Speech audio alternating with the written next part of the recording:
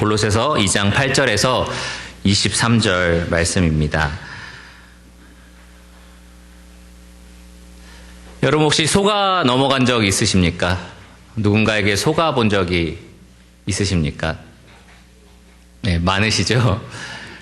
한 10년도 더 지난 얘기인데요. 제가 직장 생활할 때에 어느 날 이렇게 퇴근하려고 운전을 하면서 집으로 오고 있는데 신호등 정지선에서 이제 멈춰서 신호를 대기하고 있었는데 옆에 한 1톤 화물 트럭이 하나 쓰더니 창문을 저한테 내려보라고 하는 거예요. 그래서 왜 그러지? 그러고 내렸는데 저 앞에 내가 차를 댈 테니까 따라와서 대라.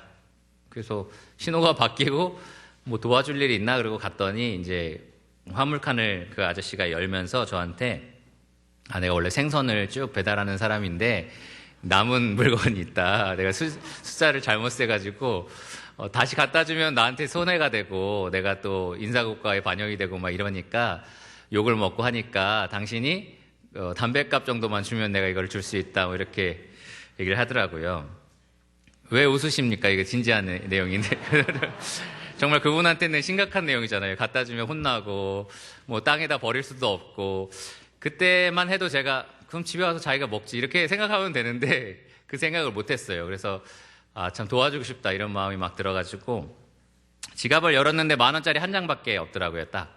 그래서 죄송한데 지갑에 딱 10,000원밖에 없어요. 이렇게 하니까 그 아저씨가 그러지 말고 더 찾아봐라 이렇게 얘기하시더라고요. 그래서 그때만 해도 벌써 생각을 했어야 되는데 아니 그냥 줘도 되는 사람이 왜 더 찾아보라고 할까 이래야 되는데 보니까 도서 상품권이 한두 장 있더라고요. 5,000원짜리. 그래서 도서 상품권 밖에 없다 이랬더니 아저씨가 그럼 됐다 이럴 줄 알았더니 그럼 그거라도 달라 이렇게 하셔가지고 10,000원과 도서 상품권 몇 장을 들고 가셨습니다. 그래서 저 혼자는 그래도 생선 몇 개를 제가 더 가져갔으니까 훨씬 유익이다. 집에 가면 칭찬을 받겠지라고 생각하고 왔는데 먹을 수 없는 생선이었고 그리고 돈은 다 날리고 그래서 이제 좀 시간이 흐르면서 제가 스스로 생각하기를 그 사람이 정지선에 서 있는 내 얼굴을 보면서 쟤는 속겠다라고 생각했겠구나.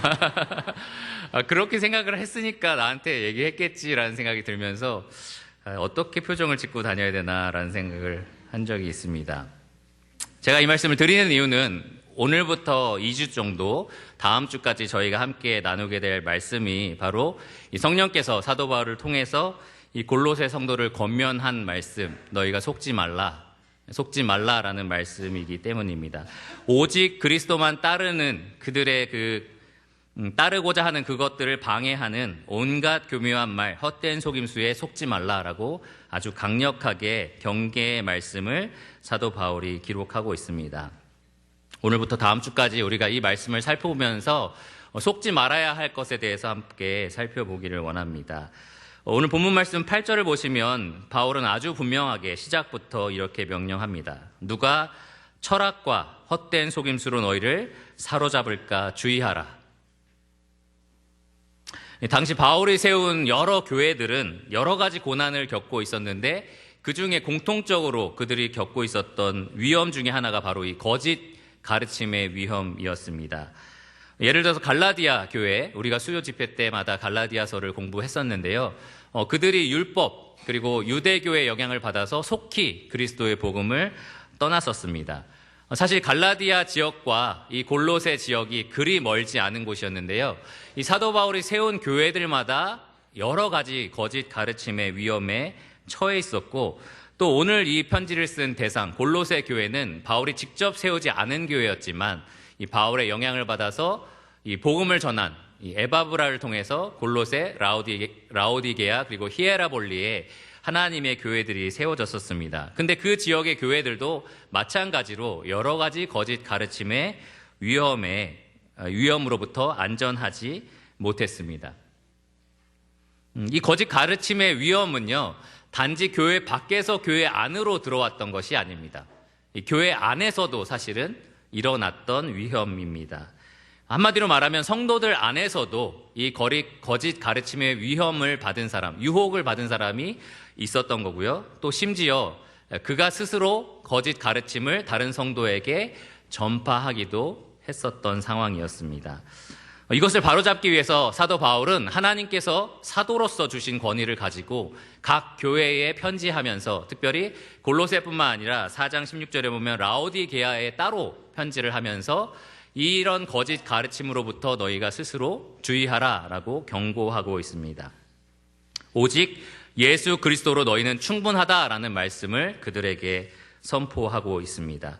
그래서 이번 주와 다음 주 말씀을 통해서 여러분 마음에 새겨야 할 그런 핵심 주제 혹은 핵심 교훈이 무엇이냐면 바로 오직 예수 그리스도로 충분하다라는 겁니다. 한번 같이 해볼까요? 오직 예수 그리스도로 충분하다. 오직 예수 그리스도로 충분하다.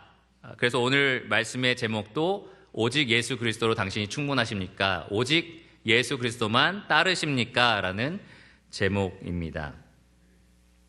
근데 여러분, 이 거짓 교사가 이 유평교회에 만약에 들어온다고 하면 들어와서 오직 예수 그리스도로 충분하지 않습니다, 이렇게 말을 할까요? 그렇지 않습니다. 그렇게 말을 한다면 우리가 속지 않겠죠. 마치 저를 속였던 그 생선 파는 아저씨처럼 그렇게 제가 속지 않겠죠. 처음부터 그렇게 거짓인 것처럼 그렇게 드러났는데 제가 몰랐던 건가요? 근데 그렇게 한다면 아마 아무도 속지 않을 것입니다. 그런데 그들은 오직 예수면 충분하지 않다라고 말한 것이 아니라 충분하지만 이걸 더해야 한다, 이걸 추가해야 한다라고 말을 합니다.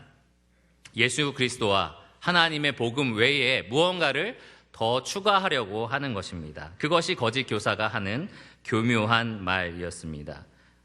근데 문제는요, 예수 그리스도에게 무언가를 그 어떤 것이라도 추가한다면 그것은 더 이상 예수 그리스도를 따르는 것이 아니라는 데 있습니다. 여러분, 구약시대 생각해 보시면 이스라엘 백성이 누구만 섬겨야 됐죠? 오직 여호와 하나님만, 마음과 뜻과 힘을 다해서 주 너의 여호와 하나님만 섬기라 라고 명령하고 있습니다. 오늘날 새 언약의 백성인 우리도, 교회도 마찬가지입니다. 오직 마음과 뜻과 힘을 다해서 주 우리 예수 그리스도만 섬겨야 합니다. 과거 이스라엘 백성이 하나님을 섬기지만 동시에 다곤이나 바알 같은 우상을 함께 섬겼을 때 하나님이 어떻게 하셨나요? 심판하셨습니다. 그들에게 영적 간음이다 라고 말씀하시면서 그들을 아주 무섭게 심판하셨습니다. 마찬가지로 오늘날 교회가 예수 그리스도 외에 다른 무언가를 함께 움켜쥐려 한다면 그것은 하나님의 무서운 심판을 받을 일입니다. 그렇기 때문에 우리가 아주 중요하게 그리고 아주 주의하는 그러한 자세를 가져야만 합니다. 그래서 저는 오늘 왜 거짓 가르침을 따르는 것이 그리스도를 따르는 것이 아닌지 그 원리를 말씀을 드리기를 원하고요. 8절에 나오는 원리고요.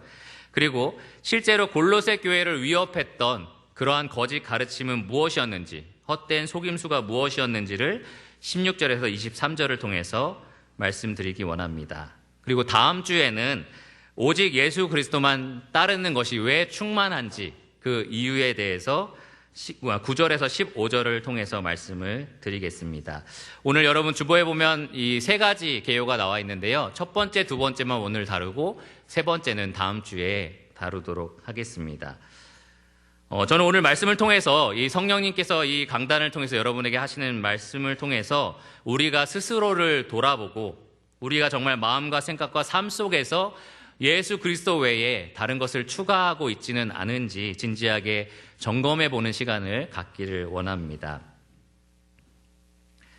그러면 본문을 먼저 한번 읽어보도록 하겠습니다. 8절 찾으셨죠?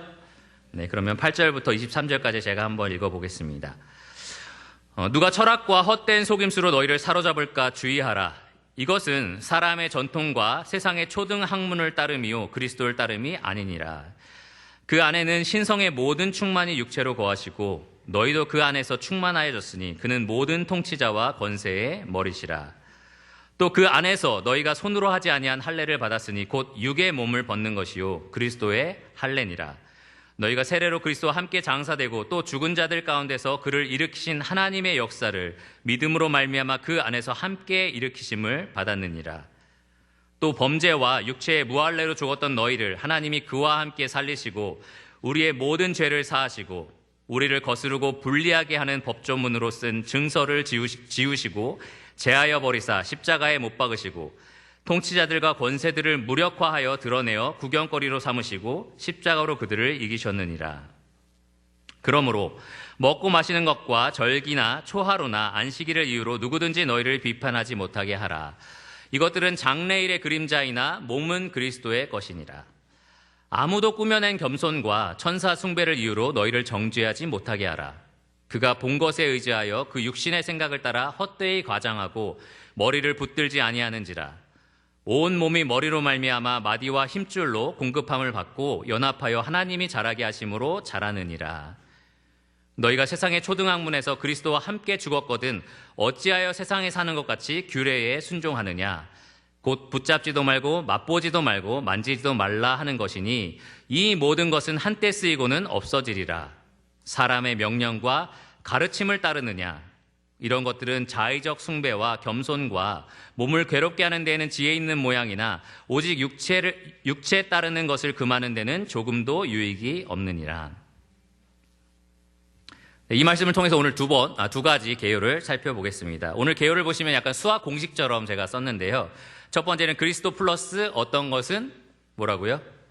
그리스도가 아니다. 그리스도의 그 어떤 것을 더해도 더 이상 그리스도가 아니다라는 내용입니다. 두 번째는 뭐죠? 그리스도의 어떤 것을 더하면 헛된 속임수다라는 겁니다. 그리스도의 어떤 것이라도 추가한다면 그것은 헛된 속임수가 된다라는 겁니다. 그 두 가지를 한번 살펴보겠습니다. 첫째로 그리스도에게 무언가를 더하면 더 이상 그리스도가 아니다라는 원리를 살펴보겠습니다. 8절에 나와 있는 내용인데요. 이 거짓 교사들이 그리스도 외에 추가하려고 했던 내용은 8절에 나와 있는 것처럼 철학과 헛된 속임수였습니다. 바울은 누가라는 말을 통해서 어떤 특정인이 지금 그렇게 하고 있다라는 걸 강조하기보다는 누구든지 철학이나 헛된 속임수를 말하는 사람이라면 이런 의미로 거짓 가르침에 더 주목하여 이 말씀을 기록했습니다. 여기 철학이라는 말 때문에 혹시 철학 전공하신 분 계신가요? 그런 분들이 아니 그럼 내가 거짓 가르침을 전공한 거야? 라고 발끈하실지도 모르는데요. 이 사도 바울은 이 철학을 비롯하여 모든 인간의 학문을 거짓 가르침이라고 몰아세우고 있지 않습니다. 어떻게 알 수 있냐면 뒤따르는 헛된 속임수가 이 철학을 보충해서 설명해 주는 내용입니다. 그래서 바울이 말한 거짓 가르침은 그냥 철학이 아니라 헛된 속임수가 들어있는 세상의 지식입니다. 세상의 지식이나 지혜, 어떤 가르침들을 말합니다. 하나님과 하나님의 말씀을 부정하는 그러한 체계에서 나온 지식, 그러한 가르침, 그런 전통, 그런 것을 가리켜 철학과 헛된 속임수다, 거짓 가르침이다 이렇게 바울이 말하고 있습니다. 그래서 철학 그 자체는 이 하나님의 말씀을 대항하는 그런 잘못된 가르침이 아닌데요. 문제는 하나님의 뜻과 하나님을 부정하는 철학에 있습니다. 예를 들어 보겠습니다. 여러분 진화론이 과학입니까? 네, 진화론은 과학이 아니고요.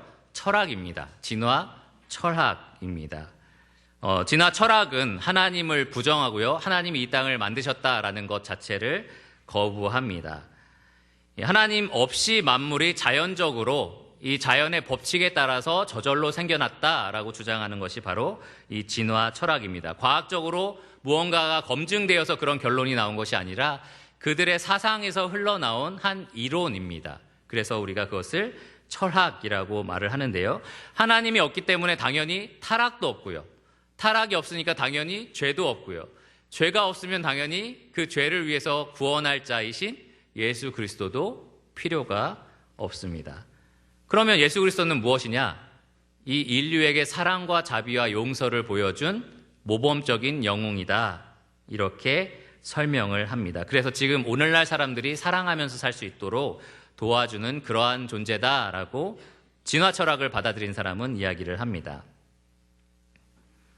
그런데 오늘날 이 그리스도인인 사람들 중에서 진화 철학을 함께 성경과 받아들이는 사람들이 있습니다. 하나님은 계신데 동시에 진화도 맞다라고 주장하는 그리스도인들이 있습니다. 그들을 가리켜서 우리가 유신 진화론자, 신이 있다라고 믿는 진화론자라고 부릅니다. 그들은 성경의 하나님과 그가 보내신 자 예수 그리스도를 믿지만 동시에 이 만물이 어떻게 생겨났는가라는 설명에 있어서는 진화 철학을 받아들입니다. 하나님이 그 진화를 사용하여서 만물을 창조하셨다라고 이야기를 하는 겁니다. 근데 문제가 어디에 있냐면 하나님이 그렇게 말씀하고 있지 않다라는 겁니다. 이 성경을 피자마자 처음에 나오는 것이 태초에 하나님이 뭐라고요? 천지를 창조하셨느니라. 무엇으로 만드셨습니까? 말씀으로 창조하셨습니다. 요한복음 1장에 보면 말씀이 태초에 계셨고 그 말씀으로 말미암아 지음받지 않은 것이 하나도 없다라고 기록되어 있습니다. 심지어 출애굽기 20장에서는 하나님이 직접 모세에게 말씀하시기를 엿새 동안에 나 여호와가 하늘과 땅과 바다와 그 가운데 모든 것을 만들었다 이렇게 말씀해 주셨습니다. 예수님도 구약 성경을 권위 있는 그대로 받아들이셨고 그 역사성을 인정하셨습니다.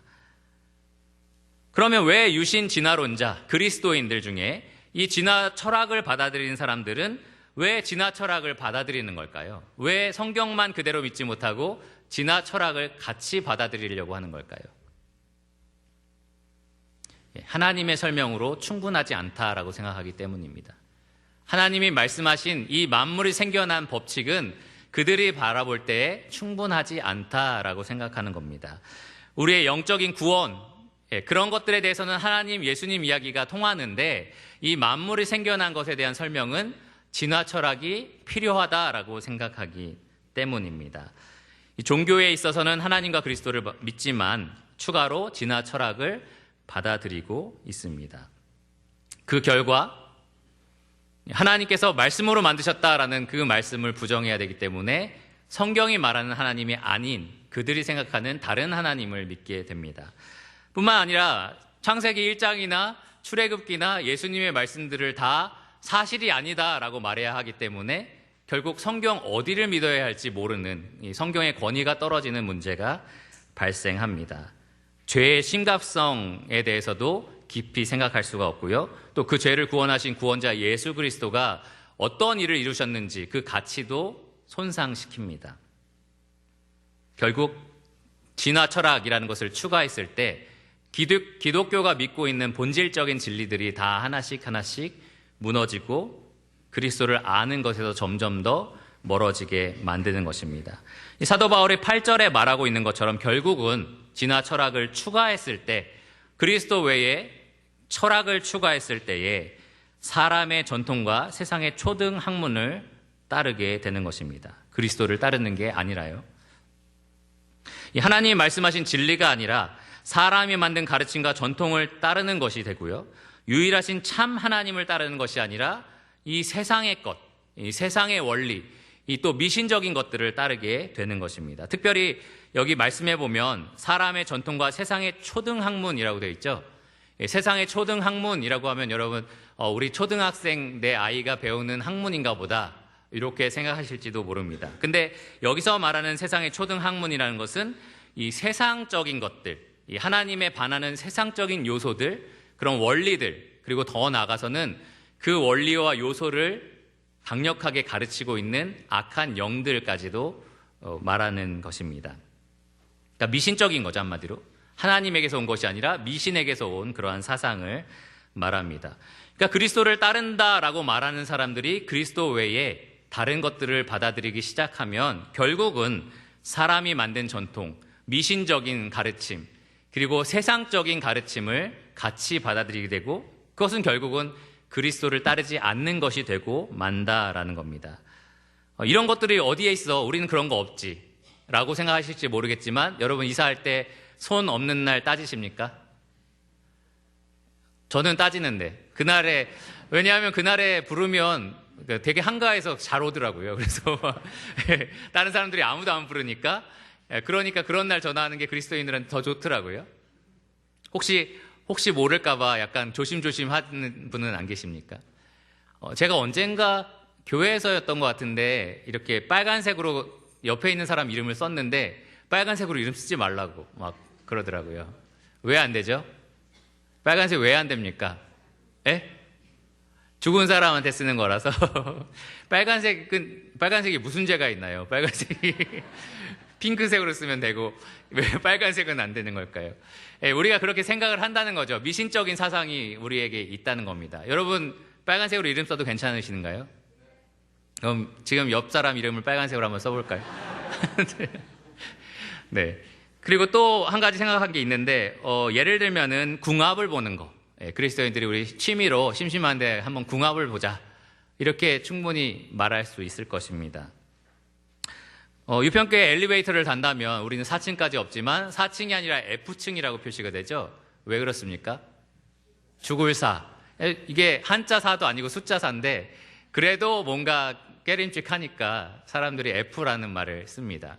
F라는 글자도 그렇게 미국에서는 좋은 그건 아닌데 그래도 한국에서는 사보다는 나니까 그런 것들을 사용합니다.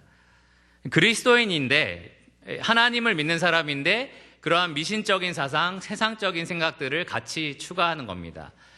이런 생각을 할 수 있죠. 뭐 좀 더 조심하려고 하는 건데 좀 그런 거 생각하면 좀 어때? 이런다고 뭐가 크게 달라지겠어? 내가 믿는 건 하나님이 분명한데 그런 거 조금 더 조심하려고 하는 건데 뭐가 큰 문제야? 근데 오늘 말씀에 따르면 이 원리에 따르면 그게 큰 문제라는 겁니다. 그리스도 외에 무언가를 세상적인 것을 추가하는 것은 결국은 그리스도를 따르는 것이 아니기 때문입니다. 오늘날 많은 그리스도인들이 속는 헛된 가르침, 헛된 철학 중에 한 가지는 심리 철학이라는 게 있습니다. 이 사람의 마음을 연구하는 심리학 그 자체가 문제는 아닌데요.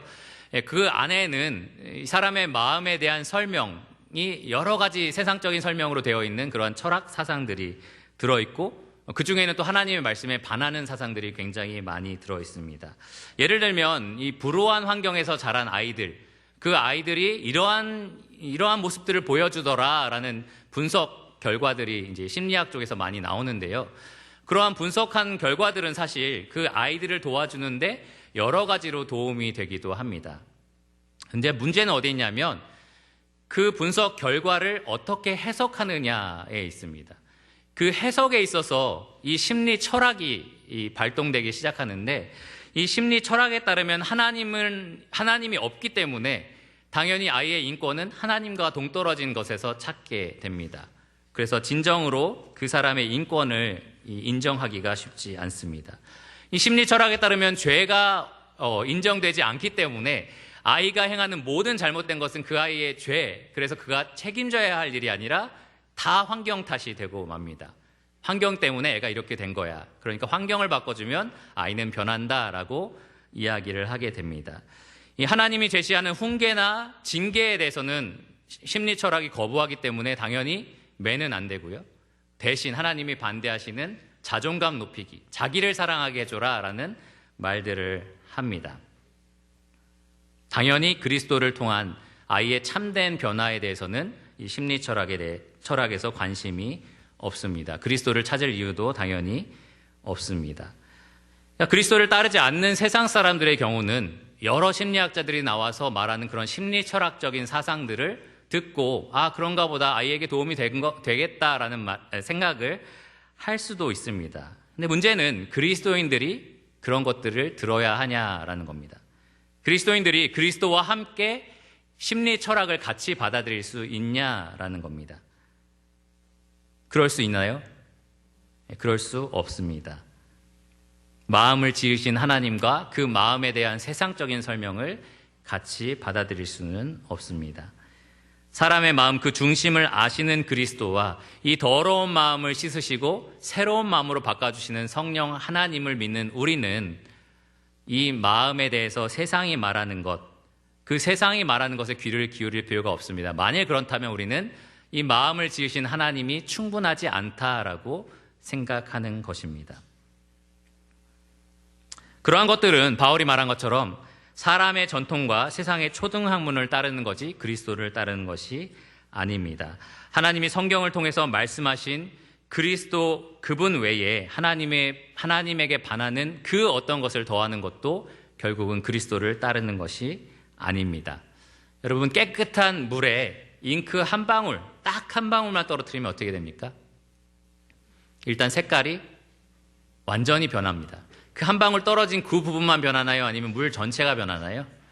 예, 물 전체가 변합니다. 물의 성격 자체가 다 변해버립니다. 마찬가지로 우리 영혼의 목마름을 영원히 해소하신 예수 그리스도라는 생수에 우리가 세상적인 것 한 방울만 섞어도 우리는 그리스도를 잃어버릴 수 있습니다. 그것은 더 이상 성경이 말하는 그리스도가 아닙니다. 성경이 말하는 복음이 아닙니다. 세상적인 그 어떤 지식과 가르침을 더하는 것은 유일하신 참 하나님과 그가 보내신 예수 그리스도를 따르는 것이 아닙니다. 야고보는 세상과 벗이 되고자 하는 사람은 하나님의 무엇이 된다고요? 원수가 되는 것이라고 분명하게 말합니다. 우리가 첫 번째 배운 원리는 이겁니다. 그리스도 플러스 어떤 것, 그 무엇이라도 세상에서 온 것, 미신적인 것, 그 어떤 것이라도 더한다면 더 이상 그리스도를 따르는 것이 아니다. 거짓 가르침은 그리스도에게 무언가를 항상 더하려고 한다라는 겁니다. 그렇다면 골로새 교회가 과연 무엇을 추가하고 있었는지 한번 살펴보겠습니다. 이 골로새 교회를 실질적으로 위협했던 헛된 속임수가 무엇이었느냐? 그리스도 외에 그들이 더한 어떤 것은 무엇이었느냐? 16절에서 23절을 통해서 한번 살펴보겠습니다. 먼저 20절을 보면 그들은 세상의 초등 학문, 우리가 아까 8절에서 살펴본 표현이죠. 세상의 초등 학문을 따르고 있었습니다. 그리스도와 함께 그리스도를 버린 것이 아니고요. 그리스도를 가지고 있는 상태에서 그들이 추가로 세상적이고 미신적인 것들을 받아들이고 있었습니다. 22절을 보시면 그 규례는, 그들이 순종하고 따르고 있던 규례는 하나님의 명령과 가르침이 아니라 사람의 명령과 가르침이었습니다. 바울은 그리스도 그분 안에 모든 지혜와 지식의 풍성한 보화가 있다라고 말을 했는데 이 골로새 성도들에게는 그것으로 충분하지 않았던 것 같습니다.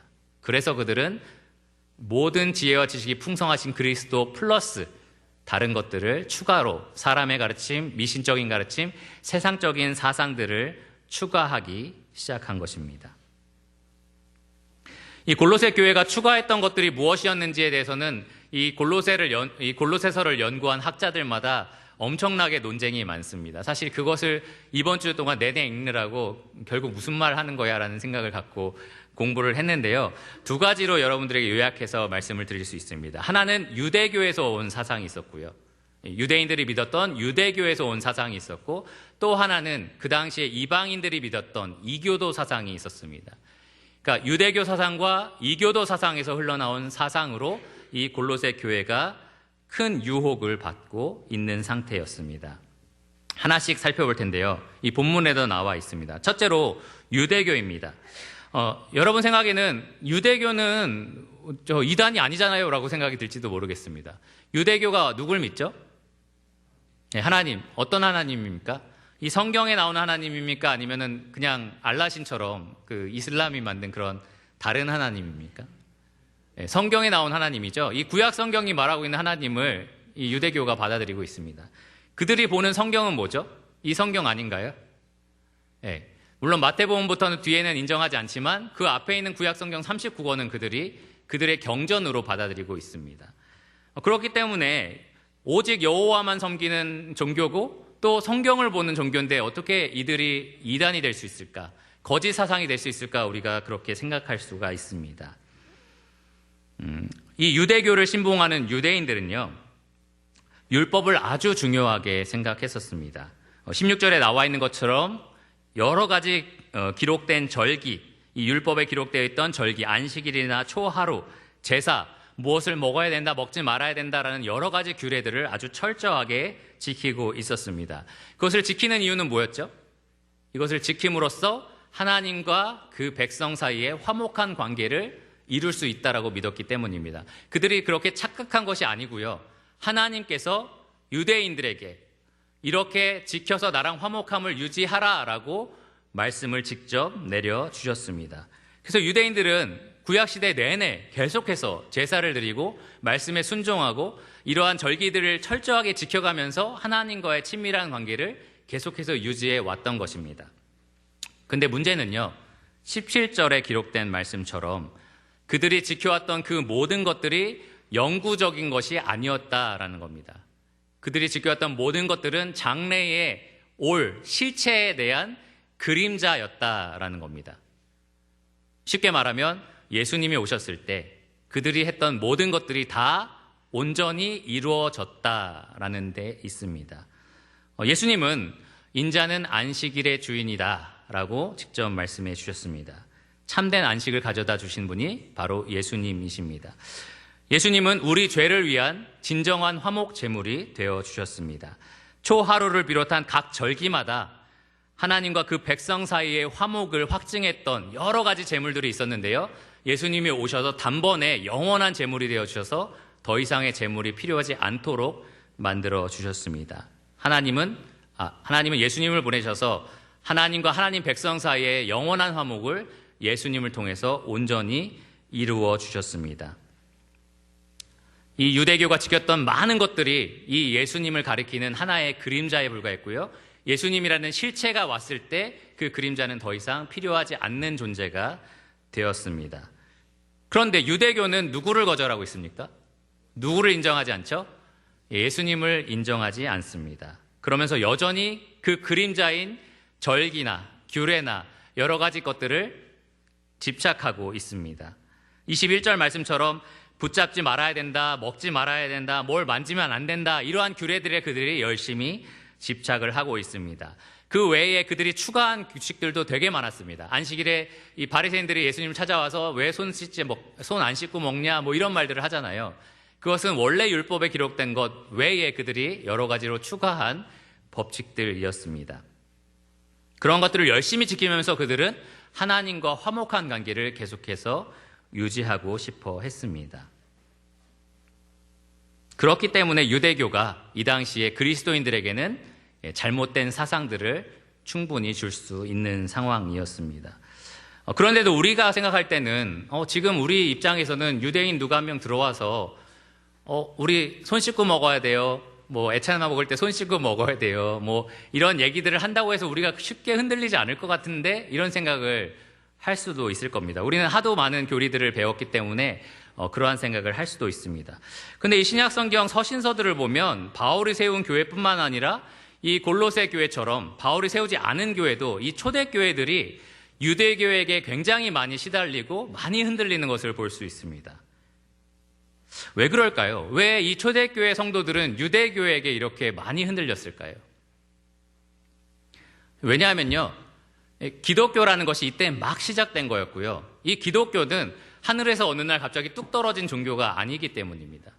이 기독교는 그 뿌리로 거슬러 올라가면 아브라함이라는 조상까지 올라갑니다. 결국 아브라함은 누구의 조상이죠? 누구의 시조죠? 이스라엘의 시조입니다. 그리고 기독교라는 것은 이 신약 성경이 쓰여지기 전까지 성경으로 삼았던 책은 구약 성경인 거죠. 그러니까 유대인들이 봤던 경전입니다. 그러니까 유대교에 있다가 개종한 성도가 있고 또 유대교의 영향을 받은 성도가 이 자리에 있다면 너희들 이제 기독교 막 시작해서 잘 모르나 본데 이 여호와 하나님은 말이야 이러셨어. 우리한테 이렇게 말씀하셨던 분이야 라고 하면 이 성도들이 사실은 그래? 우리보다 훨씬 전통이 있고 훨씬 더 잘 아는 저들이 하는 말이 맞겠지. 그러한 유혹을 충분히 받을 수 있습니다. 예를 들면 내가 그리스도를 우리 모두 믿는 거 알지만 웬만하면 안식일 규례는 지키는 게 좋지 않을까? 이렇게 했을 때 그런가 보다라고 충분히 넘어갈 수 있었을 겁니다.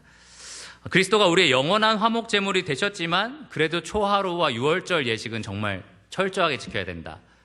그렇게 했을 때 그것을 쉽게 거부하기가 어려웠을 겁니다. 유대계를 전혀 모르는 이방인 성도 한 사람이 오늘 저녁에는 가족들과 함께 돼지고기 파티를 한번 해볼까? 이렇게 신나게 생각하고 있는데 옆에 있던 유대인 성도, 유대교에서 개종한 어떤 성도가 네가 잘 모르나 본데 하나님 사실 돼지고기 별로 안 좋아하셔. 우리한테 옛날부터 먹지 말라고 하셨어. 내 생각엔 안 먹는 게 좋을걸? 이렇게 얘기한다면 아마 성도들이 많이 흔들렸을지도 모릅니다. 이렇게 이 그리스도로만 충분할 수 있었던 기독교가 이 유대교의 영향에 따라서 많은 부분 변질돼 버린 것이었습니다. 결국 사람의 명령과 가르침을 따르는 이단으로 변질될 위험이 이 골로새 교회에 있었던 것입니다. 그래서 바울은 16절에 유대교회에서 흘러들어온 여러 가지 사상을 너희가 누구든지 그 사상으로 말미암아 너희를 비판하지 못하게 하라라고 강력하게 경고하고 있습니다. 이 두 번째로 골로새를 위협한 거짓 사상은 유대교 말고 또 어디라고 그랬죠? 이교도입니다. 이방 신을 섬기는 그러한 사상입니다. 18절을 보면 꾸며낸 겸손 또 천사 숭배가 나오는데요. 이것은 후기 유대교에서도 나타나는 현상이기도 하지만 주로 이교도에서 나오는 이교도 문화에서 발견되는 사상입니다. 이 꾸며낸 겸손이라는 말 자체는 여러분 볼 때 막 사람들 앞에서 겸손하게 막 하고 사실은 아니고 약간 이런 것처럼 들릴 수도 있지만 더 정확하게 말하면 사람들 앞에서 오래 금식하고 또 어려운 수행을 하면서 남들 앞에서 더 경건해 보이는 그러한 모습들을 말합니다. 종교적인 행위인 거죠. 여러 가지 금식을 하거나 고행을 하는 것을 말합니다. 또 천사 숭배라는 것은 직접 하나님이라는 아니면 신에게 직접 이렇게 말을 하기가 어려우니까 그것을 나 대신 잘 전달해 줄 중보자로서 천사를 높이 찬양하고 경배하는 행위를 말합니다. 특별히 이교도들은 질병을 고쳐달라라는 기도를 할 때 신보다 신에게 말해줄 수 있는 더 잘 말해줄 수 있는 이런 천사들을 숭배했었습니다. 금식하죠. 그리고 여러 가지 고행을 하죠. 그리고 천사를 숭배하죠. 이러한 현상들이 막 이 이교도 안에 많았었는데 그러면서 급기야는 그들이 이 초자연적인 계시나 환상을 추구하게 됩니다. 객관적인 진리를 받아들인 것이 아니라 내가 오래 금식하면 어때요? 정신이 나가죠. 그리고 여러 가지 고행을 내가 힘들게 막 받으면 정신을 놓겠죠. 그리고 천사랑 교제하려고 하고 이런 것들 하다 보면 내가 환상을 봤는데 하나님에게 이러한 계시를 들었다. 이러한 것들에 이 사람들이 집중하게 되었습니다. 그래서 18절에 나오는 것처럼 그가 본 것에 의지하여 그 육신의 생각을 따라 헛되이 과장했다. 이성적이고 객관적인 진리를 그들이 따랐던 것이 아니라 미신적이고 주관적인 진리를 추구했던 것입니다. 특별히 바울이 이 편지를 썼을 때는 이 골로새나 라오디게아나 갈라디아나 이 모든 지역에 로마 그리스 신화가 굉장히 많이 퍼져 있었습니다. 실제로 신들을 섬겼던 거죠. 여러분 잘 아시는 에베소에서는 아데미 여신이라는 신을 섬겼었습니다. 그러니까 도시마다 어떤 신이 이 도시를 지켜주기도 했고 이 신을 섬기기도 하고 그러한 이교도 문화가 아주 팽배했던 그러한 지역에 이 바울이 사역을 하고 있었습니다. 그렇기 때문에 이 문화에서 태어나서 자란 성도들, 그 성도들이 이 이교도 사상을 받아들이는 것, 유혹을 받는 것은 굉장히 쉬운 일이었을 겁니다. 물론 골로새 성도들이 제우스를 섬기진 않았겠죠. 포세이돈을 섬기진 않았겠죠. 하나님을 섬겼을 겁니다. 그런데 하나님을 섬기면서 동일하게 이 이교도에서 섬겼던 방식대로 섬기고 싶은 유혹을 충분히 받았을 겁니다. 하나님을 섬기지만 오랜 금식과 고행을 통해서 신의 은총을 받아야겠다라는 생각을 했을지도 모릅니다. 하나님을 섬기지만 하나님께 기도할 때는 직접 기도할 수 없고 뭔가 신을 옆에서 보좌하는 천사에게 기도해야겠다. 오늘날의 카톨릭처럼 그렇게 해야겠다라는 사상을 받아들였을지도 모릅니다. 혹은 신에게 직접 받은 계시나 환상을 통해서 신의 뜻을 더 알고 싶어하는 그러한 유혹에 빠졌을 수도 있습니다. 그러한 유혹들은 충분히 그들이 믿고 있던 그리스도의 충만한 자리를 위협했습니다. 여러분, 하나님께 우리가 나아갈 수 있는 유일한 중보자가 되신 분이 누구십니까? 예수님입니다. 세상에 수많은 천사가 있죠. 별처럼 많은 천사가 있다라고 하더라도 그 많은 천사 중에 단 하나의 천사도 예수님이 가지고 계신 그 자리를 조금도 나누어 가질 수 없습니다. 오직 예수님만이 우리의 중보자가 되십니다. 성도가 하나님께 나아갈 수 있는 유일한 길은 예수 그리스도이십니다. 우리의 금식이나 수행이 아닙니다. 우리가 하나님께 나아갈 수 있는 데는 예수 그리스도의 공로뿐이고요. 그 공로에 우리의 행위가 조금도 더해질 수 없습니다. 우리의 행위가 조금이라도 더해지면 그것은 예수님의 공로가 아닙니다. 우리는 환상이나 경험을 통해서 하나님을 알지 않습니다. 우리는 하나님의 확실하고 분명한 계시, 기록된 성경과 그 기록된 성경이 증언하는 누구요? 예수 그리스도를 통해서 하나님을 압니다. 오직 그리스도만이 아버지의 영광과 은혜와 진리를 풍성하게 우리에게 보여주십니다. 그러므로 이 이교도 사상은 그리스도에게 그 어떤 것도 추가해 주지 않습니다. 더해주는 것이 하나도 없어요. 오직 그리스도께서 충만하게 하고 계시는 일들을 불충만하다라고 말합니다. 그래서 그 중에 몇 가지를 빼서 자기들이 채워 넣으려고 하는 그러한 사상들입니다. 결국은 그리스도를 따르는 종교가 아니라 그리스도를 따르지 않는 그러한 변질된 기독교로 만들어 버릴 뿐입니다. 그래서 바울은 18절에 아무도 그런 것들로 너희를 정죄하지 못하게 하라, 이렇게 강력하게 명령을 했습니다. 그러면 왜 사람들이 자꾸 예수님으로 충분하다라고 말하는데 다른 것들을 자꾸 집어넣으려고 할까요? 왜 사람들이 이렇게 유대교나 이교도나 우리도 아까 빨간 글씨 얘기했지만 그러한 여러 가지 사상들을 같이 추가하려는 그러한 유혹을 받을까요? 그렇게 하면 뭔가 더 나아집니까? 그렇게 하면 뭔가 더 효과가 있어 보입니까? 실제로 우리에게 그런 것들이 유익이 될까요? 조금이라도 유익이 된다면 예수님 플러스 조금 우리가 더 추가한다고 해서 그게 뭐가 문제야라는 생각이 들지도 모릅니다. 근데 사도 바울은 23절에 이러한 것들이 유익이 없다라고 분명하게 말합니다. 23절을 보시면 이런 것들은 자의적 숭배, 한마디로 진실되지 않고 꾸며낸 경건을 말하는데요. 그러한 경건과 잘못된 겸손, 거짓된 겸손, 그리고 몸을 괴롭게 하는 데는 쓸모가 있다. 너희들이 아무리 그런 것들을 받아들인다 한들 이 거짓된 경건과 거짓된 겸손과 몸만 불편해질 뿐이다, 이렇게 말을 하는 겁니다. 그리고 육체를 따르는 것, 그러니까 우리 육체가 원하는 것을 따라가는 것을 막는 데에는 아무런 유익이 없다, 이렇게 이야기를 합니다. 이 옛 자아를 통제하고 다스리는 데는 아무런 도움이 되지 않는다라는 겁니다. 하지만 골로새 성도들이 볼 때는 이런 것들을 더하면 남들이 보기에 뭔가 대단해 보였을지도 모릅니다. 여러분 한번 생각해 보세요. 제가 한 40일 정도 굶었다고 생각해 보십시오. 얼굴이 완전 마르겠죠? 그러면서 제가 40일 정도 굶었더니 좀 그러네요, 이렇게 하면서 여기서 말씀을 전한다고 하면 여러분들이 더 참 신령한 말씀이 나오겠구나, 40일을 굶었는데 어떤 말씀이 나오겠어라고 더 기대하지 않으시겠습니까?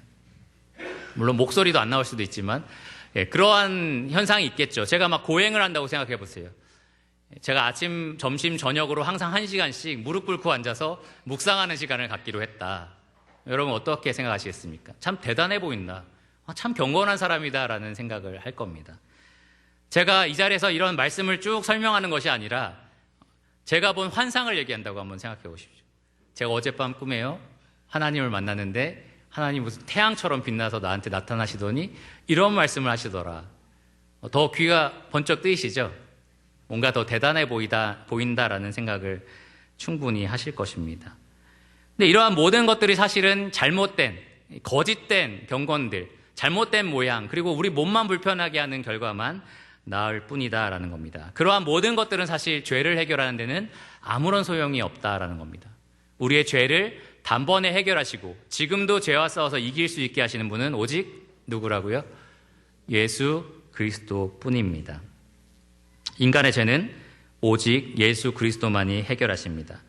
자기 백성을 저희 죄에서 구원할 자로 하나님이 이 땅에 보내신 분은 오직 예수 그리스도 뿐입니다.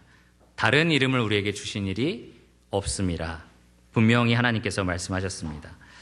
골로새서 1장 19절에서 20절을 보면 아버지 하나님께서는 모든 충만으로 예수 안에 거하게 하시고 그의 십자가의 피로 화평을 이루사 만물 곧 땅에 있는 것들이나 하늘에 있는 것들이 그로 말미암아 자기와 화목하게 되기를 기뻐하셨다. 예수님에게 모든 충만함을 주셨고요, 예수님을 통해서만 자기와 화목하게 하셨다라는 겁니다. 모든 거짓된 가르침은 이 예수님으로 불충만하다라고 이야기를 하는 겁니다. 그래서 예수님에게서 벗어나도록 만드는 것이 이 거짓 가르침의 결과입니다. 이것이 왜 문제인지를 바울은 19절에 몸의 비유로 얘기를 하는데요. 여러분 제가 지금 이 몸이 멀쩡하게 서 있는 게 보이시죠? 근데 이 머리와 몸이 떨어져 있다고 한번 생각해 보십시오. 그럼 제가 살 수 있습니까? 살 수 없습니까? 살 수 없겠죠. 좀 머뭇거리시는 분은 보세요. 저는 살 수 있을 것 같으시니까. 살 수가 없습니다.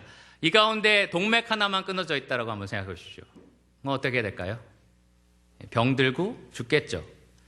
동맥이면 즉사할 수도 있겠죠. 그러니까 머리에서 몸이 떨어져 나간다는 것은 죽는다라는 것을 의미합니다. 특별히 의학적으로 맞는 얘기는 아니지만 이 바울은 힘줄과 인대라는 것들을 얘기해서 이 머리로부터 몸에 연결되어 있는 그 기관들을 통해서 모든 것들이 공급된다라고 이야기를 합니다. 그러니까 교회를 생각해 보면 머리 대신 그리스도로부터 모든 것들이 몸인 교회에 공급된다라는 겁니다. 충만하게 공급이 된다라는 거죠. 그래서 거기에서 조금이라도 떨어져 나간다면 사실 병들고 죽게 된다라는 겁니다. 하나님께서는 머리 대신 그리스도를 통해서 몸된 교회를 충만하게 공급하시고 자라나게 하십니다. 여러분이 저와 함께 노력해야 될 것은 어떻게든 이 머리에 붙어 있으려고 하는 거예요. 이 머리로 충분하지 않다라고 해서 다른 걸 가져오는 것이 아니라 이 머리에만 붙어 있으려고 노력하는 것이 우리가 해야 할 일입니다. 예수님은 요한복음 15장에서 너희가 나를 떠나서는 아무것도 할 수 없느니라 이렇게 말씀하셨습니다. 이 골로새 교회는 이처럼 헛된 속임수로 유혹하는 여러 가지 철학, 구체적으로는 유대교와 이교도에서 온 사상들에 노출되어 있었습니다. 이러한 위협들에 계속해서 위험을 받고 있었고요. 그리고 그리스도 외에 무언가를 추가하도록 압력을 받고 있었습니다. 바울은 절대로 그리스도 외에 다른 것을 추가하지 말라 이렇게 경계합니다. 그것은 결국 그리스도를 따르는 것이 아니다. 미신을 따르는 거고 세상적인 가르침을 따르는 거고 그리고 세상의 영들을 따라가는 것이다. 이렇게 경고했습니다. 그러면 말씀을 마치면서 오늘날 우리에게는 이럴 사상이 없을까요? 우리가 조심하거나 좀 멀리해야 될 그럴 만한 사상이 없을까요? 우리는 거짓 가르침에서 자유로운가요? 그렇지 않습니다. 우리가 앞서서 예시 들었던 것처럼 진화 철학, 심리 철학, 그리고 물질주의, 그리고 자유주의 철학과 같은 여러 가지 철학들에 노출되어 있는 것이 사실입니다. 사실 그 어떤 시대보다 더 많은 세상적인 철학에 우리가 노출되어 있습니다. 옛날에는 그래도 신학, 이 성경이 가장 큰 권위를 가지고 있다라는 사상이 그래도 어느 정도 있었는데 지금은 그것마저 없습니다. 절대 진리가 없고 다 맞다라는 세상이 지금 우리가 살아가는 세상입니다. 여러분 생각보다 많은 목사님들이 여러분이 보고 있는 유튜브나 TV에서 가르치는 목사님들이 이 성경의 권위만 가지고 성경을 가르치는 것이 아니라 이 세상적인 사상을 같이 가르치고 있기도 합니다. 여러분 주의해서 살펴보셔야 합니다. 매일매일 보고 있는 TV나 드라마, 영화, 또 유튜브에서 여러분이 보고 있는 여러 가지 미디어 중에는 수많은 거짓된 사상들이 포함되어 있습니다. 마치 돈이 최고인 것처럼 말하는 영상들이 있고요. 외모가 최고 우선순위다라고 말하는 것들이 있습니다. 내가 만족하면 삶이 그걸로 됐다라고 말하는 얘기들이 있고요. 그리고 남들이 칭찬하고 인정하면 그게 진짜 참된 삶이다. 이렇게 말하는 프로그램들이 있습니다. 이렇게 공중의 권세 잡은 자 사탄이 세상 풍조를 통해서 우리에게 계속해서 거짓 가르침을 집어넣으려고 하고 있습니다. 여러분 주의하지 않으면 여러분 쉽게 거기에 속아 넘어갈 수 있습니다. 정지선에 멈춰 있다가 생선을 샀던 저처럼 여러분 주의하지 않으면 여러분을 가만히 지켜보다가 사탄이 그래 얘는 넘어가겠다 하고 분명히 여러분을 사로잡을 수 있습니다. 여러분 한번 진지하게 한번 생각해 보세요. 사탄이 우리를 천국에서 빼서 지옥으로 넣을 수 있는 권리가 있나요? 하나님이 그 사랑하는 아들의 나라로 옮긴 우리를 사탄이 지옥에 집어넣을 수가 있나요? 절대 그럴 수 없죠. 그러면 여러분이 사탄이라면 뭘 위해서 노력하시겠습니까? 어차피 내가 지옥 가서 심판당하는 거 알고 이 땅에 있는 동안 그리스도인을 지옥으로 끌고 갈 수 없다는 거 알면 뭘 위해서 최선을 다해서 노력을 하시겠습니까? 그리스도인이 그리스도 안에서 누리는 충만한 만족을 하나도 누리지 못하도록 그리스도로 충분하지 않게 여겨서 그리스도를 어떻게 하든지 얻으려고 해야 되는데 그게 아니라 다른 터진 웅덩이들을 열심히 찾다가 삶을 최대한 낭비하도록 만드는 것이 사탄의 전략일 것입니다. 사탄이 지금 그런 일들을 여러분들에게 행하고 있습니다. 최대한 여러분의 인생을 낭비하도록 말입니다. 그러므로 여러분 스스로 한번 질문해 보시기를 바랍니다. 여러분 그리스도로 충분하십니까? 여러분이 지금 듣고 보고 말하고 생각하는 것들은 정말 그리스도로 충분하다라고 말하는 것들입니까? 아니면은 그걸로 부족하다라고 말하는 것들입니까? 여러분 이런 얘기를 가끔 하실 수도 있습니다. 물론 주님이면 됐지. 근데 그런데를 하지 말아야 됩니다. 그런데를 하지 말아야 돼요. 주님 믿으면 신실하면 됐지. 그런데 형제가 좀 돈도 있어야, 이런 말을 하지 말아야 되는 거죠. 이렇게 말하세요. 오히려 이렇게 말하시면 됩니다. 주님이면 충분해. 그리고 돈도 필요하다면 주님이 주실 거야. 건강이 필요하다면 주님이 주실 거야. 우리 가족의 화목이 필요하다면 주님이 허락하실 거야. 주님이면 충분하다라고 말하는 여러분들이 되시기를 바랍니다. 아침마다 일어나서 기도할 때마다 기도하시기를 바랍니다. 오늘 하루도 주님으로 충분한 하루가 되게 해주세요. 오늘 하루 살아가면서 마귀가 끊임없이 너 예수로 충분하지 않아 라고 위협할 때에 주님 제가 시험에 빠지지 않게 해주시고 저 악한 자로부터 저를 건져주세요 라고 매일매일 기도하시기를 바랍니다. 우리 유평교회가 정말 그리스도의 몸된 교회로서 머리 대신 그리스도가 충분하게 우리에게 공급하시는, 그래서 거기서 만족하고 건강하게 자라나는 교회가 되기를 간절히 기도합니다. 기도하고 말씀을 마치겠습니다. 주님 감사합니다. 우리가 살아가는 세상은 진리 전쟁 중이며 우리는 참 진리를 깨닫고 참 진리이신 예수님을 믿고 살아가지만 세상의 수많은 거짓이 우리를 넘어지게 하고 유혹하고 있습니다. 주님께서 피로 사신 이 사랑하는 성도들이 거짓에 속지 않게 도와주시기를 원합니다. 이 세상이 말하는 예수로 충분하지 않다라는 속삭임에 넘어가지 않게 해주시기를 원합니다. 우리가 언제 어디서든 그리스도로 충분하다라고 고백하고 진짜 그리스도로 충만한 삶을 살아가게 하여 주시기를 원합니다. 모든 것을 예수 그리스도의 이름으로 감사하며 기도드렸습니다. 아멘.